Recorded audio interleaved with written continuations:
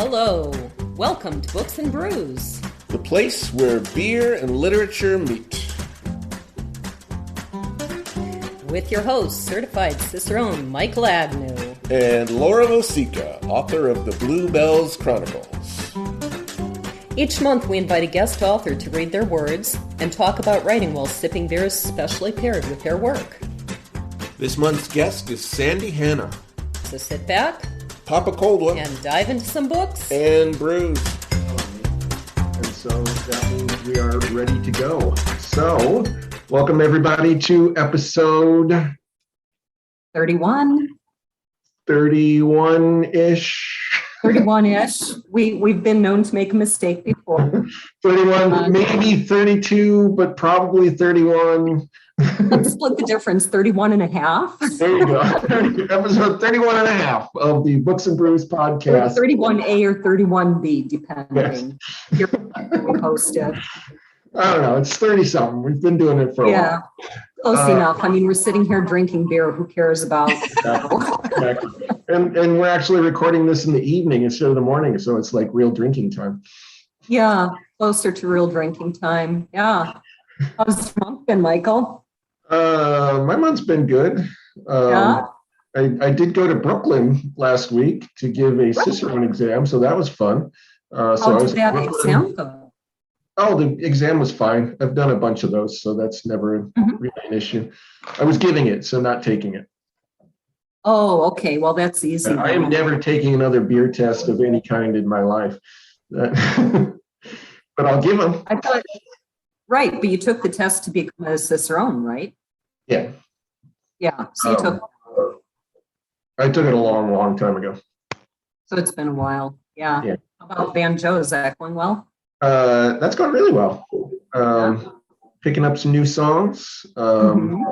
What else? There was something about the banjo that I wanted to tell you. So I'm thinking, I've been playing almost 2 years now, and I play like an hour every day. And it's just got me thinking, because when I started, Masako got me a really inexpensive banjo, because I didn't know if I was going to be playing it or not. It's like, it's a banjo. Will I like it? Or will I play it for 2 weeks and put it down? But here I am playing this, every day for an hour or so, and I'm starting to think about upgrading banjos. Very cool. Yeah. Well, I think I told you last month I had some very, very busy weeks coming up. You did, yeah. What? You did, yes. Yes, I did. So that was pretty crazy. I don't remember if I had gone to Tennessee before our last recording. My daughter got married down in Nashville, and in fact, the day after my birthday, so that was kind of cool. And then my son got married in Minneapolis 2 weeks ago. So I think I told you Chris and I were doing the music for that, and I was just practicing constantly. And then at the last minute, I was like, I'm going to be scared to death to play piano in front of people. Can you do it? Marrying them all off. I just passed it off. I played the flute though, and I sang the rest and I looked nice, so I did my part. Yeah, but other than that, we're just really getting settled in here, and the dog has room to run again. And so we open the door and she shoots out there. She goes sailing off the deck and lands like 10 feet away and just zigzags back and forth all over the lawn. Nice. So it's cool. Yeah. Yeah. That's a real play. You got 30 acres or something? Darn close to it. Yeah. And in fact, back up to a state park and a ski hill. So, we've got effectively hundreds of acres nobody's ever going to build on. Yeah, you're good to go. Yeah. Nice. So she can run to her heart's content. Yeah. Yep. I haven't read anything, so. Well, I've got you covered again. I've been reading pieces of a lot of things, but one of the books I read is actually also about a military father. It's called Tea with My Father by Nancy Laird Young. And I'm not sure if we might have her scheduled to be on this program, but if we do, it's going to be like a year out because we'll look pretty far ahead.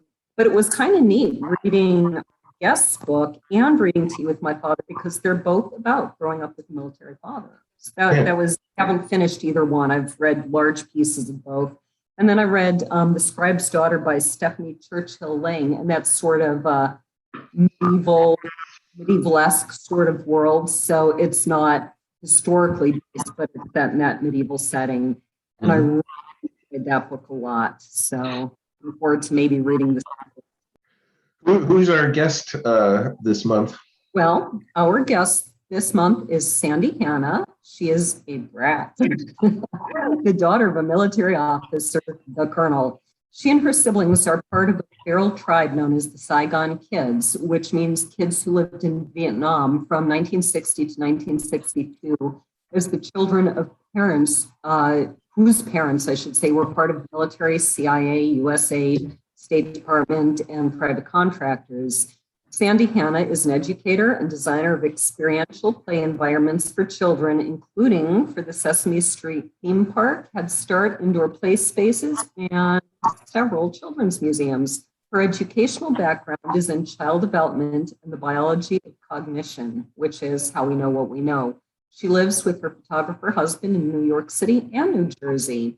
And before we jump into the beer, I do have one, I shouldn't say a question because I know the answer, but for those who don't know, can you explain why military kids are called brats? Yes, actually, it's an acronym and it stands for British Regiment Attached Transfers. So those were the children that went along with their military families and were considered attached dependents. And I think many people don't know that. They just think we're brats, but we really do stand for something else. Yeah, I was quite old. I think you know, because I think we met on the Books by Brats group on Facebook. Mm-hmm. So, you know, I'm a military brat too. And I was actually, I think, well into adulthood before I realized it actually was an acronym. That it wasn't just, you know, I thought it was just like we named groups of animals like Pride of Lions and a Murder of Crows. You know, kind of like our name. So really neat. What's our first beer, Michael? What is our first beer? So the first beer is Lagunitas from California, Maximus, Colossal IPA. It's colossal. It's not just double, it's colossal, 9% ABV, Imperial India Pale Ale. The reason I picked this is because when I read this first reading, there's just a lot of really abrasive imagery in it.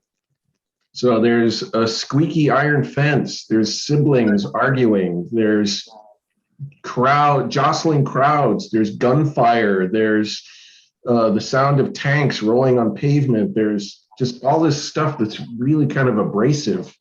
And there's this movement between like safety and danger. And so I was trying to capture that imagery and that kind of theme in this beer. So I wanted something that was abrasive. So a double IPA seemed the right option because it is extremely bitter and extremely hoppy. You're going to hate this one, Laura. You're going to really hate this one. It also, the chapter describes momentous events. So this is big alcohol, momentous as it should be. So cheers. You nailed it. I think that face that you just made is something that needs to go in the outtakes on YouTube. Chris did tell me as I was getting set up here, let me turn this so you can see my cool stuff, minus my juice. There's a little teaser for what's coming. He did pull this out and he kind of looked at it and laughed and said, "You are going to hate that." Yeah. Maybe I shouldn't have picked that as the first reading. It's a great reading. I'm looking forward to hearing. I think we're going to get a slightly condensed version because Michael read the whole chapter. So go ahead. Okay, and it is condensed a bit, but try to keep the most important things in. Ashes to ashes, we all fall down. November 11th, 1960, Saigon, Vietnam. Saigon was a world of crushing poverty and extraordinary. It was also a world of streets and villas and brothels where politics and intrigue resided amid plot and counterplot.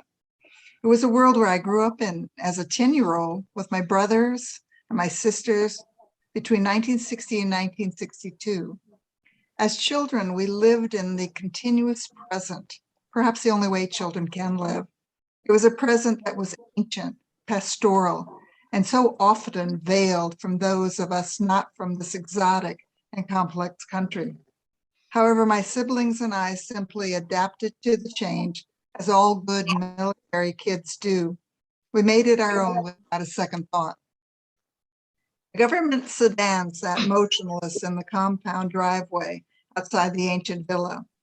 It had arrived with a uniformed driver in full military attire earlier that day and had been waiting for nearly half an hour with the motor running. Having already gone through at least 3 cigarettes, the slim Vietnamese man was now lounging outside the driver's seat in the shade of a nearby flame tree. 4 sets of children's eyes fanned from him to the villa's front portico. Our parents had appeared in the doorway. Mom slid across the shiny leather black seat, carefully smoothing out her dress to avoid the creases, and the colonel followed. Closing the door very softly, the driver quickly took up his position in the front seat. "You kids be good," were the last and parting words. The car turned right onto Don Titiam, our street, and disappeared. It was Saturday morning, November 11th, 1960. "Hey, everyone, be quiet.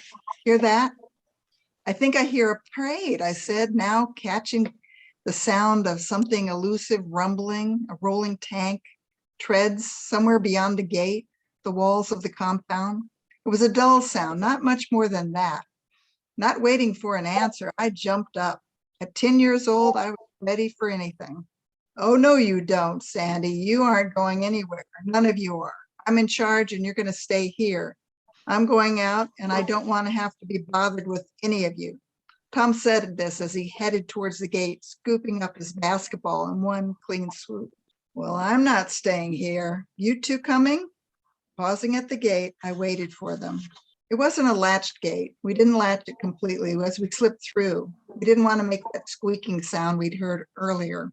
In single file, the 3 of us, oldest first, youngest last, walked down the narrow path. We could see Tom ahead of us.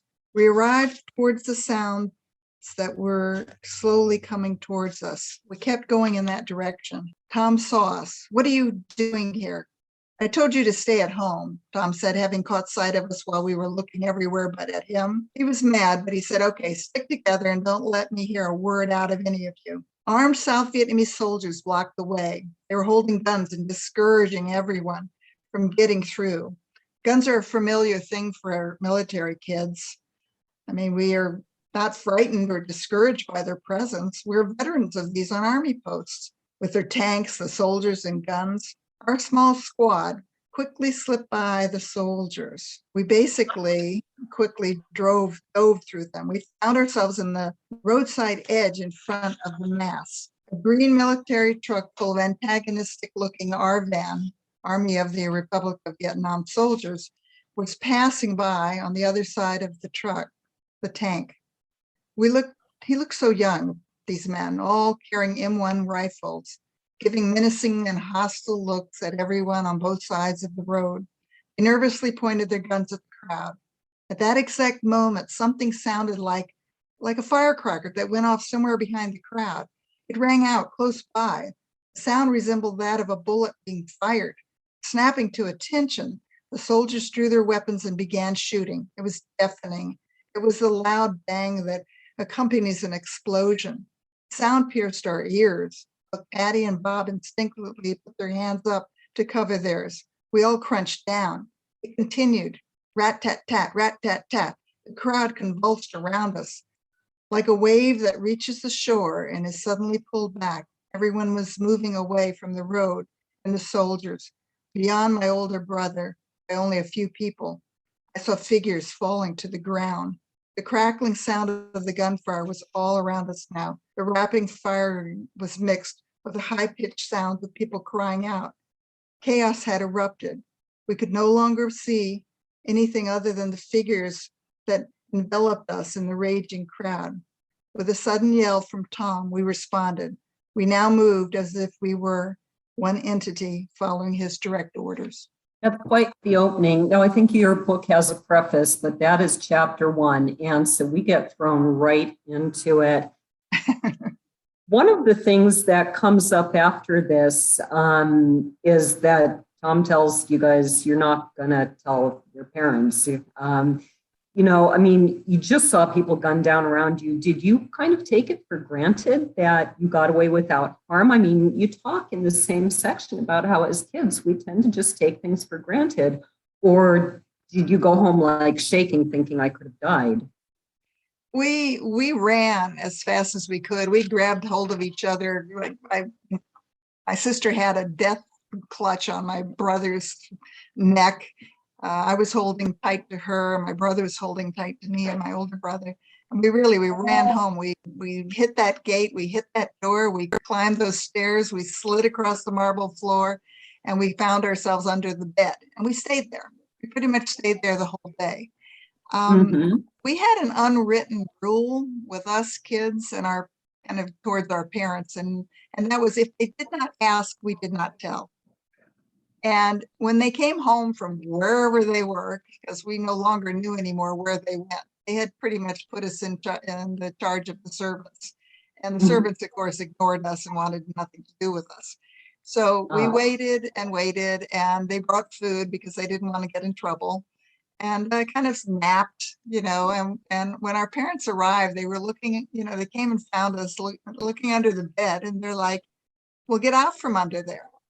And because they didn't ask, we didn't tell. And they never really knew. And when my father came back a couple of days later, he had a news article, and he said, there was a coup and 400 people got shot. And we just eyed each other. We never said. So in all these years, I mean, it's been not 80 years, obviously, that was bad math, 60 years. Did they ever find out that you were there? Well, I think when I began writing the book at my father's request, he gave me a document, an expose written by his Vietnamese counterpart. And at that time, he's in his 80s. I mean, many years later. And I had actually witnessed the delivery of that document by his Vietnamese counterpart, Colonel Lee Van Sam. But when he pulled it out and gave it to me, he asked me if I remembered Vietnam and did I remember Sam? And I said, yes. And I remember him giving this to you. And so he slid it over and he said, it's time. And I said, well, what's it time for, Colonel? Always called him Colonel. He said, it's if you don't understand history, you repeat it. And we're doing it in the Middle East. And I said, well, do you want an accurate documentary? And he said, no, I want a compelling story because people don't like to talk about Vietnam, or they don't know how to talk about Vietnam. And so when that discussion began is when actually all of this unfolded from my father as far as what we had actually been up to while we were in Vietnam. And what was his reaction? Was he shocked? Was it so many years later that it was just, oh wow? Not really. I think he just knew we were, he knew we were doing things probably that he didn't know about, and maybe he was happy he didn't know about. So maybe he was deliberately not asking. But yeah, he wasn't. Yeah, I think he kind of didn't want to know. The perfect segue to the next question, which was, I was curious, what was in this expose? Was there something particular in the expose? Yeah, actually there was. It was Colonel Sam, Lee Van Sam, was his wife was the cousin of Madame Nu, the dragon woman, who was the sister-in-law of Diem, who was the person that we really put in South Vietnam. He was someone who was not even known. He lived in France and they brought him in. So the likelihood it was that the CIA brought him in and they positioned him in the South where he had no support. Anyway, Mrs. Sam had seen Madame Nu going into a general's boudoir up in the lot where she was vacationing with her 5 children. And Madame Nu saw her. And so she immediately packed up her kids and came back to Saigon and told her husband, who had fear for his life because Madame Nu didn't like anyone knowing her private life. So he spent 2 nights writing it and then coming with it over to our house at night, secretly, giving it to my father. And what it exposed was the anti-American sentiment of the Diem regime, the belief that in 2 years Americans would be out. And that wasn't understood. I think that we thought we were coming there and we had, in a sense, a puppet. But in their mind, they didn't think that. They were intending to become independent. So there was a lot in there, and it exposed every single member of the regime, the loyalists, their relatives, and everything else, and showed their orientation to what was going on. So that's quite an amazing historical document. Our stories sort of overlap because my father was actually in Vietnam when he was there until I was 6 months old. So, he didn't see me until then. I have one last question before we go on to beer number 2. In one of your interviews that you did with someone else, you called yourself a veteran because we, as the children of military, really kind of do also give our lives to the service. And I think that leaves its mark on us for life. And so I'm curious, how do you think your life would have been different had you not been raised in the military? Oh, I know I'm the person I am because of it. I mean, basically, you can drop me anywhere, I'll survive. I'll learn the language. I'll even have an accent. You'll think I've been there. It takes me about 2 weeks, but I can do it. I will make friends. That's but amazing. It's just the way we are. And the nice thing about brats, when we find each other, it's like we found family because we leave everything. You can tell me I'm leaving tomorrow and I would leave everything. I could leave everything. Maybe there's a piece of artwork I'd like, but we were always told you could take one thing and the rest got left behind. Yeah. Well, and I remember that, when we left Germany, that there were so many toys we left behind. It's a way of life. Like we were never allowed to have bikes in Germany because you're just going to have to leave them behind anyway. And, it is a different world. And I think what you said about brats finding each other, I didn't realize till I was an adult that almost nobody but a military brat is taught to make hospital corners on a bed. And other people are like, huh, what's that? And all of us, and it was always our fathers who taught us. Like, who else teaches them to make a bed? But darn it, our fathers made sure we knew hospital. Okay, but the question is, did he bounce that quarter off the bed? Because ours did. I don't remember my father doing that, but he definitely made sure that we made hospital corners, always. So when I got to boot camp myself, I think I was one of the few people who knew what was going on, and the rest, had to. So we're ready for beer number 2. All right. I have a quick question before we move to beer number 2. So in the entire chapter, as Laura said earlier, I read the whole first chapter. There's a basketball that's really important to your brother that he brought from America. And in the scene where you're in the crowd watching the trucks full of soldiers and the tanks roll by, there's this sort of cinematic, long-running cinematic image of this ball rolling under the tanks. And then you say it rolled under the tank, and then there's a bang, and the soldiers start shooting. And in my mind, the tank rolled over the basketball, it popped, that triggered the soldiers to shoot.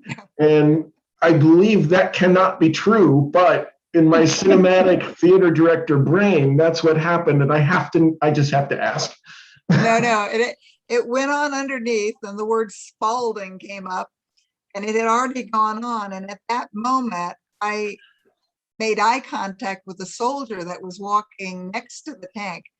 And it was just bizarre. He looked at me, I looked at him, and he was so young. And I thought, how did he, he had a gun and it was like this kind of frozen moment where the ball had gone under Spalding had left, and this boy was looking at me. I was looking at him, and then the next thing was this gunshot or something behind us that sounded like a fire. I thought it was a firecracker at first, but it turned out it wasn't. It was something that caused them all to react and start shooting. All right. Well, I like your version of the story better, though, that her brother pretty much set off the Vietnam War. Yeah, no, that's that makes a good story. That whole moment was very cinematic. It really was. That was well done. That's where, as a theater director, that's where my brain went. It's like the basketball rolled under, it popped. They thought it was gunfire. They fired back, and it's like Lexington and Concord. Who knows who started it? The American kid. Really, my brother. You'd be shocked. Beer number two. Second beer is Young's Double Chocolate Stout. The reason for this pairing will be obvious when you read the reading. It involves Hershey's chocolate bars, which are a standout major image in this chapter of the book. This is called Double. Don't shake this, Laura. It's on nitro, so it's going to want to come out of the can. I heard it. So it's called Double Chocolate Stout because it's brewed with both chocolate malt, which is a kind of roasted malt that imparts kind of bitter chocolate flavors, and actual chocolate.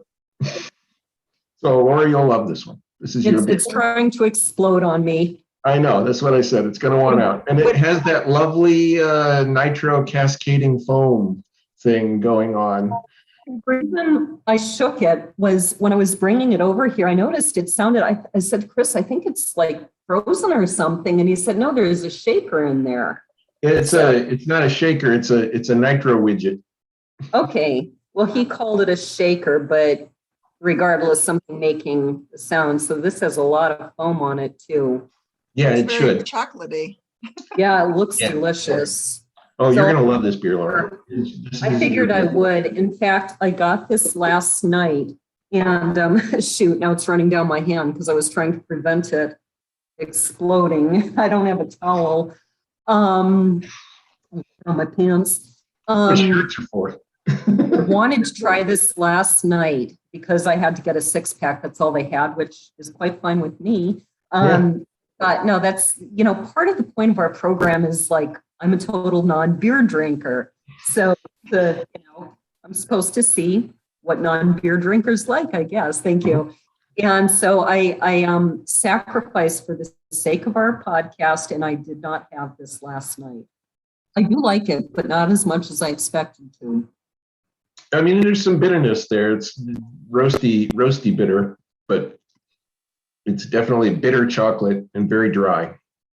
It doesn't seem that bitter to me. I think I was expecting something maybe richer and almost, I hate to say sweet in relation to beer, but I was expecting a bit more of a chocolatey. Oh, no, this is like a dry Irish stout with chocolate. Sounds good. I would definitely try it again. It's really good. Yeah, I'm sure I will finish the can. Yeah. So that brings us to reading number 2. And go ahead, Sandy. Okay, baby powder and Hershey bars. I'll tell always worked where Tom was concerned, though he usually was skeptical about how long it was going to last, how long I'd hold out before I'd sacrifice the truth to give to save my skin as far as it was concerned. What an untrustworthy brat I was. I'll admit to that, and I mean it in the truest sense of the word. Maybe the sergeant's kid was right. I was a jerk. I saw it all as simply an effort to survive, however. As the eldest female child of my family, I was always fighting for the attention from the colonel, whatever the cost to anyone else. After we had ridden back from the postal exchange on that fortuitous day at the movie theater, finally gotten home, Tom let me in on the fact that he had a black market business going on with items he'd purchased at the PX before he got on the bus. He would have preferred buying American cigarettes, but you had to be 18 years old and have a cigarette ration card. American cigs were highly desirable. Other than that, No one cared what the youngest kids were buying. The PX wasn't well supervised, and the cashier could care less what we bought. The plan was simple: baby powder and Hershey bars. In quantity, take them to the black market, make money. Could this be the way I could do it? I had a dream. I wanted to buy a horse and go to the Olympics. I was beside myself with excitement. I tried not to show it. Tom had some money from his earlier exploits, and we used that. We broke up our purchases at the register so that all four of us kids were approaching the checkout counter at different times. Movie Bus was painted in that awful army green brown, a shade that you'd get if you mixed peas and dirt together. It was a huge moving monument compared to the compact Renaults and pedicabs that dominated the streets of Saigon. This giant vehicle carefully entered the flow of traffic and headed to the underground theater for a round trip that it was going to make that day. Once the bus had dropped us off in front of the theater and we were sure that the little ones were safely inside, Tom and I slipped around the bus unseated. We proceeded to the market's large entryway. It looked like a warehouse from the outside, and the aged stucco walls told the story of its decline. Inside the building, a village of tinted stalls sheltered hundreds of merchants displaying and selling their goods. A single bulb hung from inside the stall. It took time for my eyes to adjust. Most of the stalls were surrounded by mesh and metal structures that would allow the vendors to lock up at night. Tom had made a deal with the guy that had the stall next door. He'd negotiated a set price as a former rental, even though the man probably had no real claim on the space. A Coca-Cola crate and a grass mat were hidden behind the stall from Tom's previous visits. He pulled out the box. He unrolled the mat. Think about it. I was a skinny 10-year-old girl, blonde and blue-eyed, sitting on a mat with a crate in front of me and my 13-year-old brother barking orders. On top of that, all around me, we displayed the baby powder and Hershey bars. It was a weird experience. I was glad Tom was sticking with me. Well, that was until he announced he was off. He was off to the play pool at the bar. He'd put in enough time training me, he figured. Besides, the money in his pocket was burning a hole. He would soon be betting the young Vietnamese men in the pool halls with it. He stressed the fact that my responsibility was now to be increased exponentially. Take over. These were his parting words. What do? I cried out as he walked away. Have fun, make money. I'll be back before the bus comes. He was smiling and he was excited as he exited the market. With that in a wave, he left the market to continue his life of leisure at the nearby bar, drinking bami ba, playing pool, and betting the men who populated the game rooms. His gait was confident. He had found his place in Saigon, one that he felt comfortable in. He was independent. Here, there was no one putting him down or demoralizing him. He was happy. When I raised my eyes, having spent some time arranging my goods on top of my wooden Coke crate and bamboo mat, I had an audience curiously hovering over me.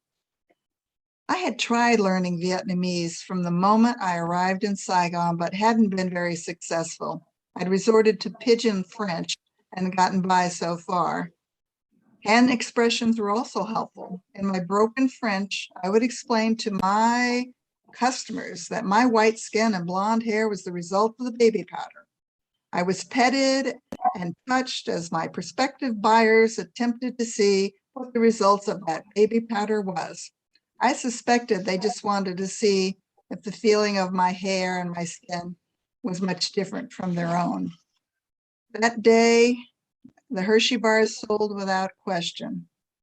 I would break them up and put them in samples and let people taste them.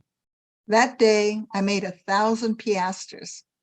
This was a Vietnamese bill that now bulged in my pocket. I was well out of supplies to sell by the time Tom returned. I love this scene. It kind of makes me think of my twins when they were like, I don't know, about second up to sixth grade.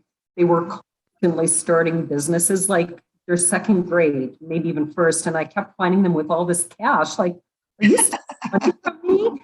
And it turned out they were starting businesses at school all the time. And the school kept catching them and shutting them down. And I was like, this is they're learning, they're doing something smart and creative and productive, and the other kids wanted to buy what they were selling. So I got to keep this. I was kind of struck by this phrase, everything in life lies in the act of acceptance. And I don't remember if that's in the part you read or in the whole That's chapter. in that. Yeah, that's Yeah, it's in that chapter. And here you are, you're being watched by someone you think might actually be spying on you. Do you think at this stage that he really was a spy? I wasn't sure. In the chapter, I describe a man who looked as though he'd lost a lot of weight. He was kind of a little bit run down, and he would get between the stalls and smoke cigarettes until it was time for me to go.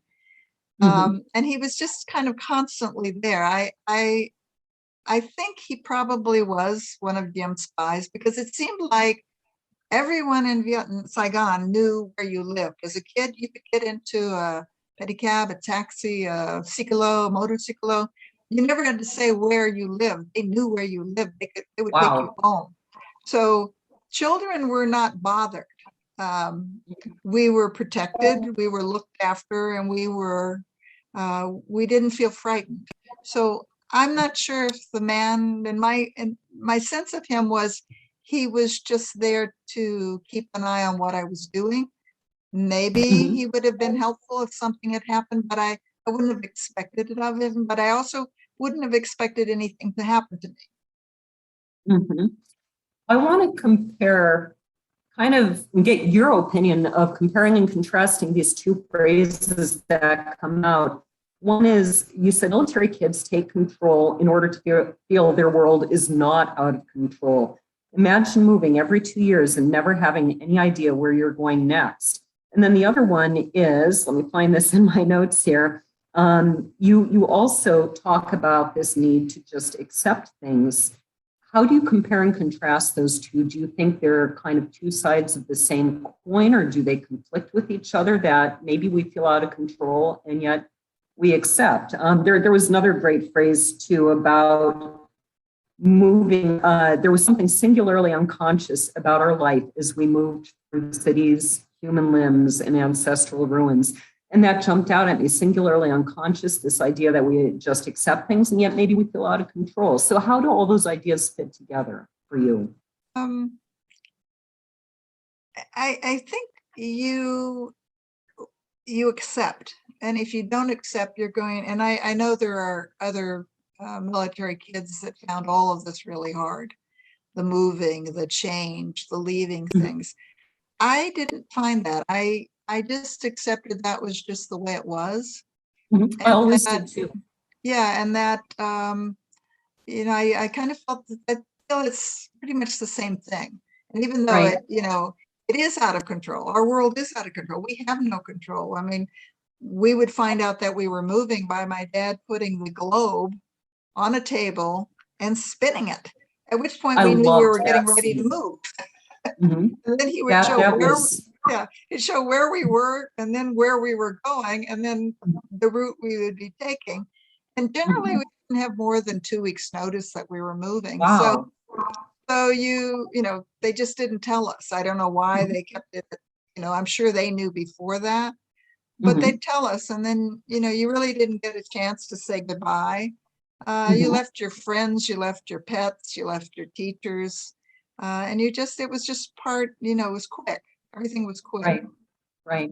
And as you say, to me, I loved moving. I never had any problem with it. But I think, as you say, it comes from, if you grow up with that from your very earliest years, you just accept that this is what life is, and you don't even think that life could be any other way. No, and you know what the difficulty became as you become an adult is staying. I mean, every 2 years, I get restless. And I finally came up with a solution not to be moving. I was moving down the street to different houses. And I finally figured it out that if I moved the furniture into other rooms, I could trick myself to think I had moved, and then I didn't have to leave the house. Yeah, what I like about moving, we need to move on to beer number 3, but what I like about moving is you don't collect stuff. Like when you stay in one house, you collect stuff. Oh, yeah. And as you and I asked Michael, our last move was, we just moved into this house. We had a lot of stuff. I know. Beer number 3. Beer number 3. All right, I'm going to turn on cocktail cam for beer number 3. Where is my video settings? USB camera, beer number 3. All right, so beer number 3 is Weihenstephaner Hefe Weiss beer, German style wheat beer from the world's oldest continuously operating brewery in Germany. It's not the beer that's important here, it's the cocktail that we're going to make with the beer. I wanted a cocktail because this next reading takes place at an officer's party that seems to me like they would be drinking cocktails. I'm sure some people were drinking beer, but cocktails seem to be the thing. So we're going to make, and I also wanted kind of an old school cocktail. So we're going with a beer version of the Harvey Wallbanger called a Harvey Weissbanger. So we're going to take an ounce of Galliano, which is an anise flavored liqueur, nice chartreuse color. I did not think to get anything to measure.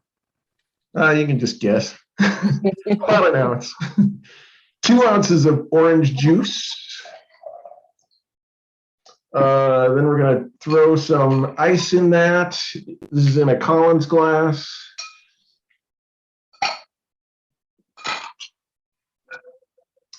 And then we're going to top that off with 6 ounces of this delicious wheat beer. My beer is exploding. This is a really highly carbonated beer. Do I get to use my cool little mixer I found? Not this time. Oh, shoot. I was so prepared. I'm going to over foam this, I fear. Yeah, mine was busy foaming over the bottle. All right. And then you garnish with orange peel. Oh, I don't have an orange peel. Well, you'll just have to fake it. Right. Okay, for those who are listening, I've got an orange peel.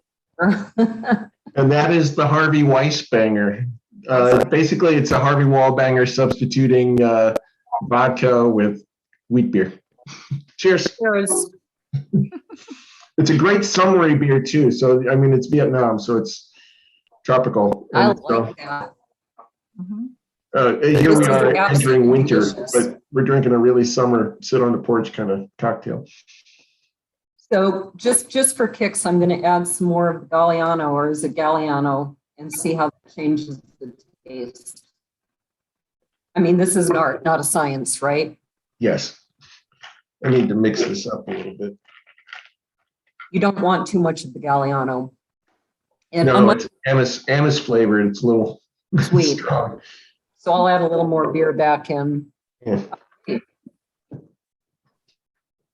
Ready for reading number 3. Okay. Brink's Bomb. Mom had calling cards with her name printed on them when we first arrived in South Vietnam. She did this as soon as she found out that calling cards were the fashionable thing for foreigners in Saigon to have, especially officers' wives. Mrs. Ruby Nell Hanna. Just that, and no more, nothing more, just printed with an unassuming typeface on a simple white cardstock. There wasn't an address or a phone number. That wasn't necessary. There were a limited number of foreigners in Saigon, and they all knew each other. The calling card was simply to be used when you stopped in to visit someone. It was probably good that it so simple because she didn't have to change the card or have it reprinted when we moved from Dontidiem to our second house on Fontainebleau. The card was usually presented by the maid to the lady of the house. This colonial tradition had been revived and was now flaunted by the ladies as the socially acceptable way to behave in Southeast Asia. French colonial ways were alive and well, even though the French supposedly were on the outs of Vietnam after having left in 1954, as per the Geneva Accord. The military and diplomatic wives were having a ball. When first assigned the post in South Vietnam, the colonel had the choice of taking the family with him or not. To leave us behind would give him a shorter assignment, one that would be only 14 months. Take the family meant it would be a 2-year stay. He didn't really have a choice, though. There was no way Mom was going to be left behind and miss this adventure. There was a big party coming up at the Brinks BOQ. Mom had a beautiful silk blue ado made for herself. White satin pants had been sewn to go with it. An ado is a high-collared dress of sorts. It has slits along the right and left side running up all the way to the waist, so it's necessary to wear these loose flowing pants under it. Long sleeves are coutured to the arm and meet in the middle of the hand. It found a pair of high heels that were made with beaded dragon design on the strap and were lacquered red and orange. For the party, Mom had also asked the servants to help her with a false piece of hair that could be made into the bun in the back of her head. Vietnamese women have twisted braids made into neat buns. Mom had washed her hair with dark hair dye, just making sure that it matched. When she made her grand entrance, we could see the twinkle in the colonel's eye. He was secretly pleased at the ruse they would be pulling off at the night's party. Getting made up had taken longer than the mother had expected.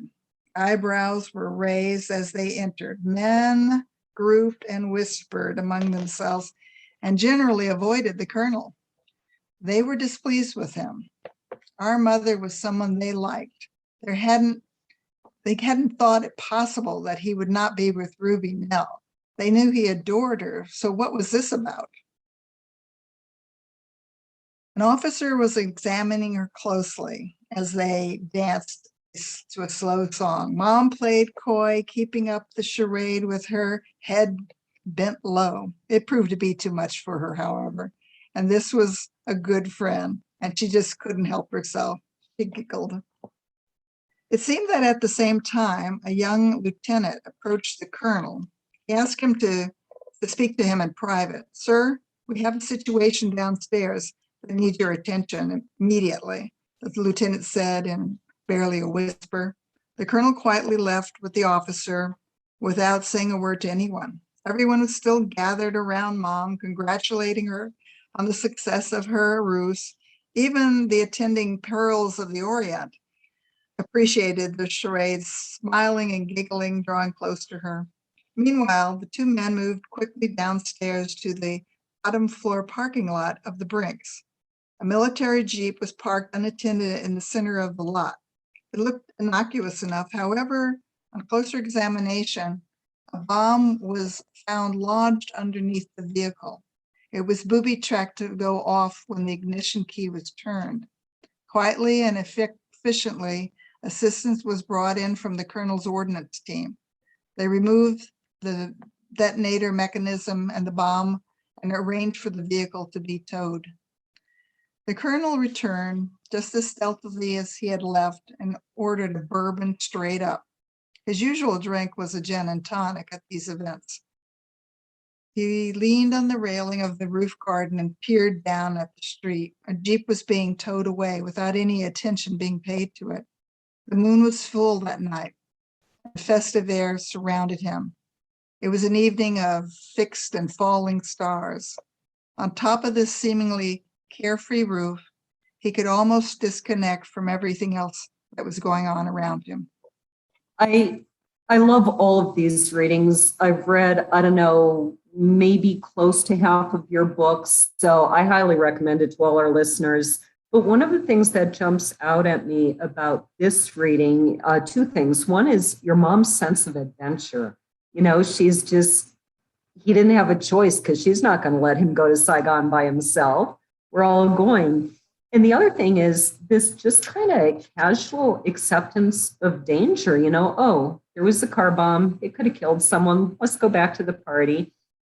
And it kind of made me think, you know, when I was in Germany, I don't actually remember this. I left when I was 5 and I remember a lot, but I don't remember this. I met my neighbor who was 4 when I was 5, actually ended up at my college when we were like 18 and 19. And she asked, do you remember the Blackout Girls? And I'm surprised I didn't remember a lot, but I'm thinking of that as you read this, that we just casually accepted that you're going to have blackout drills because maybe your wife and children are going to be bombed, you know? Yeah. So, you know, but you just, that's the way you live. And it goes back to our last segment talking about you just accept. You know, even as your dad showed you this long journey to Saigon, because you describe, I don't think it was in this reading, but it's in part of that chapter. Did you really understand? I think you were either 9 or 10 when you were told Saigon. Did you really understand just how far it was and how different it would be? Yeah, he was actually quite good at this. He got us a phrase book, Vietnamese phrase book. Mm-hmm. Which had, I mean, it was crazy. They'd have the most absurd like drawings in it and trying to figure out, you know, what a fork was, how to say things. So he was having us learn Vietnamese, but then he'd also bought French records that were being played so that we would get used to the language and maybe learn a few words. So he was trying to help us prepare. And then by showing us how long and, you know, where we were going, but we had no idea it was going to take 3 days in a 4-engine propeller plane with stops in like 4 or 5 different places and, you know, rationed food that came in brown boxes with cans that had no words on them at all. It was just horrendous, but it was the way the military would move. So we as a family kind of got to experience exactly what they got to do, which was horrible. But, you know, it's kind of, I do believe he tried to prepare us as best he could. Yeah, see, I was 6 months old when we went to Germany, so nobody was trying to teach me German. Yeah. We did have a resident from the town came in even in kindergarten, and she was teaching us German. Did you experience that too? Did people come in and teach you in the schools the language? We had French. We had a French teacher at the American Community School, which was set up by Department of Defense. My mother got me a piano teacher who was Vietnamese, who spoke French. You know, so you had exposure and. But see, as a piano teacher myself, you really only need one word to teach piano again. Really ambitious, play it again. I want to highlight one thing here. Unfortunately, we're out of time for questions, but one of the reasons your father specifically wanted you to write this book was because he said people who don't understand history are doomed to repeat it. And I think that's a very, very important concept we need to remember, you know, and why it's so important to learn history and why a book like yours is so very, very important. So yeah, I think that it is important. And I think a lot of people have misperceptions of Vietnam. What I try to do in the book, where I think you need a little historical reference, I put a moment in history to tell you what went before or went after, or I like that aspect. Yeah, or what you were told, which wasn't true. And I feel that is helpful. So you have a story, but you also have a way of learning an awful lot in the process. Just sort of an interesting side note, I'm sort of seeing Vietnam from a few different angles because, as I said, my dad was there when I was born. Mhm. And it's always been kind of a question in my life, how many of our family issues do stem from that versus, what would we have been otherwise anyway.